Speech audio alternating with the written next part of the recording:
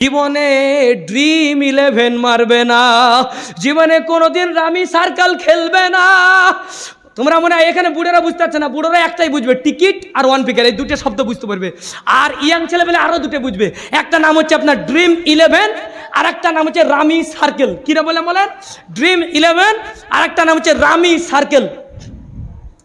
অনেকেই আপনার ক্রিকেট খেলা দেখা শুরু করে দিয়েছে, তারাবির নামাজ পড়ে যাওয়ার পরে এখনই আজকেই ক্রিকেট খেলা দেখার নিশাতে মসজিদে আসলো না, আর ক্রিকেট খেলা দেখছে আর মাঝে মাঝে উভারে ড্রিম 11 মারছে। এই বছরে আবার নতুন একটা অ্যাড বেরিয়েছে ড্রিম 11-এর, কত জানেন? এবছরে নতুন ওয়ার্ড মানে অ্যাড হচ্ছে, বলে কিতনে মিলেগা, বলে 1 करोड़ से शुरुआत, 1 करोड़ से शुरुआत, বাকি আর क्या होगा बात। একটাতেই একবারে শুরুতে 1 কোটি টাকার এই বছর ড্রিম 11-এ। এখানে যারা মোটামুটি জানে ঠিক বুঝতে পারছে ড্রিম 11 কাকে বলে। নাম্বার 2 রামি সার্কেল, এই দুটো জঙ্গলি রামি পে आओ না ভাই, শুনে কি সুন্দর ভালো লাগে না? আর মুসলমান এরপরে আবার আর কি বলবো আপনাদের, যারা ধর্মে বিশ্বাসী, যারা লা ইলাহা ইল্লাল্লাহ বিশ্বাসী, তারা জীবনে কোনোদিন টিকিটে, লটারিতে আর ইন্টারনেটের ড্রিম 11-এ আর রামি সার্কেলে বিশ্বাসী হতে পারে না। তারা নিশ্চয় তাদের ইমানের ঘাটতি আছে, নিশ্চয় তারা আল্লাহকে বিশ্বাস করে না রুজির মালিক। অথচ আল্লাহ কোরআনে বলছে ওয়াল্লাহু খায়রুর রাজিকিন, অথচ আল্লাহ বলছে পৃথিবীতে সর্বোত্তম রুজিদাতা হলো একমাত্র আল্লাহ রাব্বুল আলামিন। এটা যারা বিশ্বাস করবে তারা কোনোদিন টিকিট কাটতে পারে না, কোনোদিন লটারি কাটতে পারে না। টিকিট কাটলে টাকা পাওয়া যায়, লটারি কাটলে টাকা পাওয়া যায়, ড্রিম 11 খেললে টাকা পাওয়া যায়, রামি সার্কেল খেললেও টাকা পাওয়া যায়, কিন্তু বড় লোক হওয়াও যায়।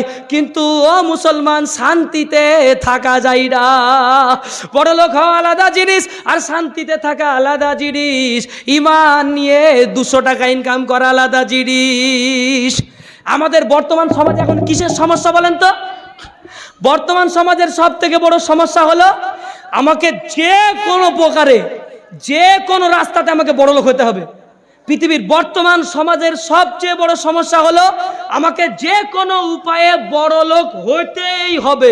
তাতে লটারি কাটি, তাতে অন্যায় কাজ করি, তাতে আমি লোন তুলি, তাতে যে কোনো কাজ করতে আমি বাধ্য, কিন্তু আমাকে বড় লোক হতেই হবে। আমার পাশের বাড়ির 2 তলার জবাব আমাকে দিতেই হবে। একজন বলছে আসসালামু আলাইকুম ভাইজান, 2 তলা থেকে মারছে নিচের তলায়। নিচের তলার লোক বলছে আজকে উত্তর দিব না, আর 2 বছর পরে উত্তর দিব, সেদিন বুঝবা জবাব কাকে বলে। 2 তলা থেকে সালাম দিয়েছে আসসালামু আলাইকুম, উত্তর হলো না। এ লোকটা লটারি কেটে কেটে 2 কোটি টাকা বেঁধেছে, 3 তলা বাড়ি তৈরি করেছে, 3 তলার ওপর থেকে উত্তর দিয়ে বলছে ওয়ালাইকুম সালাম, আজকে তোমাকে উচিত জবাব দিলাম। কথা বুঝছেন না? বুঝছেন না? তোমাকে উচিত জবাব দিলাম, আজকে বুঝো কাকে বলে। এই জন্য আমাদের আজকে উচিত জবাব দেওয়া দিয়ে শুরু হয়ে গেছে। কেউ দেখছে না ইনকামে রাস্তাটা কাকে বলে। বিবিকে বলছে তুই ডিম বেচ, বিবিকে বলে মুরগি বেচ, বিবিকে বলে ছাগল বিক্রি কর, বিবিকে বলে ছাগল পুষ, গরু পুষ, আর 3টে 4টে করে লোন নে, আর গোটা বছর চালা।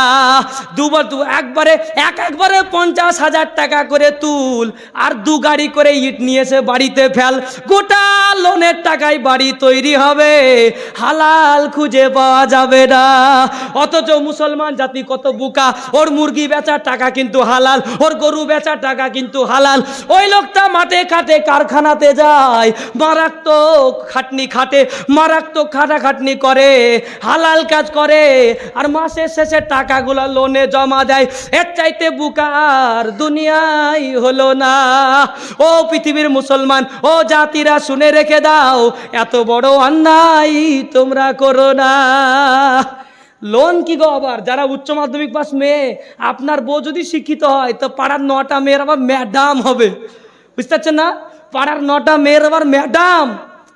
আর আমাদের দেশে এখন এই কোন রকম আপনার কারখানার কাজ শিখেছে, কোন রকম আপনার মিস্ত্রি হয়ে গেছে, বাবাকে গিয়ে বলছে আব্বা গো তুমি টাকা দিতে পারবা না, এ দেখো আজই লোন তুলতে গেলাম, পারলে ঠেকাও না। বুঝতে পারলেন কিনা? 20 লাখ টাকার লোন তুলে বড় করে আপনার ঘর করে বড় বড় কারখানা তৈরি করে ফেলেছে। খোঁজ নিয়ে দেখা গেল এমনি হলো না, 20 লাখ টাকা লোন তুলে নতুন করে গড়েছে, গ্যারেন্টি নাই সফলতা হবে কি না। গোটা বাগিচা পাড়া খুঁজেন, গোটা টিকটিকি পাড়া খুঁজেন, গোটা চন্দ্রহাটে খুঁজেন, এরকম লোকের অভাব হবে না যারা 50 লাখ 40 লাখ টাকার লোন তুলে এত বড় বুকা আর খুঁজে পাওয়া যাবে না। এখানে করবো গো, আমি মিস্ত্রি হয়েছি, আল্লাহ আমাকে 500 টাকা করে দেয়, আল্লাহ আমাকে 1000 করে দেয়, ওতে আমি খুশি থাকবো, সারা জীবন লোকের মিস্ত্রি খেটে খাবো, যতদিন আমার নিজের 20 লাখ টাকা জমা না হবে ততদিন আমি কারখানা খুলবো না। এটা হচ্ছে নিয়ম। আর আমরা পাড়ায় পাড়ায় শুধু লড়াই লাগিয়েছি। যাই হোক, আমরা এখান থেকে বাঁচার চেষ্টা করব। আপনি মানতে পারবেন কি পারবেন না আমার এটা বলার বিষয় না, তবে মানতে হবে আপনাকে। না মানলে হিসাব আপনাকেই দিতে হবে, আমাকে দিতে হবে না। এটা হচ্ছে পরিষ্কার কথা। আমাদেরকে এগুলো বুঝতে হবে, আমরা কোথা থেকে খরচ করছি আর কোথা থেকে আমরা ইনকাম করছি, এটা আমাদের জীবনের বিশাল বড় কিন্তু একটা ভাইটাল ব্যাপার। আচ্ছা বলেন তো দেখি, সুদখোর যদি সুদ খায় তারপরে মসজিদে যদি নামাজ পড়তে আসে, কোনো মানুষ ধাক্কা মেরে বার করে দেবে? কিন্তু মদখোর যদি মদ খেয়ে নামাজ পড়তে আসে, তো সুদখোর হারাম কাজ করলো, মদখোর হারাম কাজ করলো, তো মদখোরকে ধাক্কা মারলা, সুদখোরকে ধাক্কা মারলা না? মদখোর কি দোষ করে আমার বুঝা, আমাকে উত্তর দাও। হ্যাঁ, এটাই হচ্ছে কথা।